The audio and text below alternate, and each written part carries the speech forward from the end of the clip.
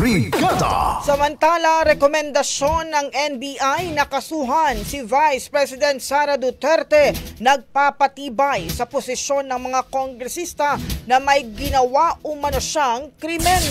Brigada Haji Kaaminyo, ibrigada mo! Brigada!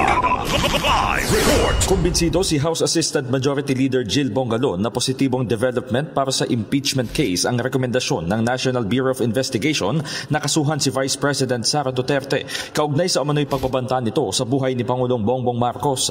Ayon kay Bongalon, palalakasin nito ang posisyon ng mga kongresista na gumawa ng krimen si Duterte gaya ng grave threats at inciting to sedition, lalo't natukoy umano ng NBI na may sapat na ebidensya laban sa Vice Presidente. Saludo rin si Manila Representative Ernix Dionisio sa NBI matapos na gawin ng trabaho kasabay ng paniniwalang nakahanap ng matibay na pruweba sa likod ng pagbabanta. Umaasa naman si House Deputy Minority Leader Franz Castro na hindi matutulad sa isinampanyang kaparehong kaso laban kay dating Pangulong Rodrigo Duterte ang mangyayari kay VP Sara. May tuturing pa lamang umano ito na tip of the iceberg at dapat ay panagutin din ang pangalawang Pangulo sa sinasabing maling paggamit ng confidential funds.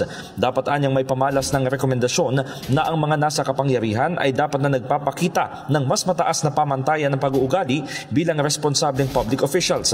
Ngunit para kay Castro, ang pinakahihintay ng mamamayan ay ang pagsisimula ng impeachment trial laban kay Duterte.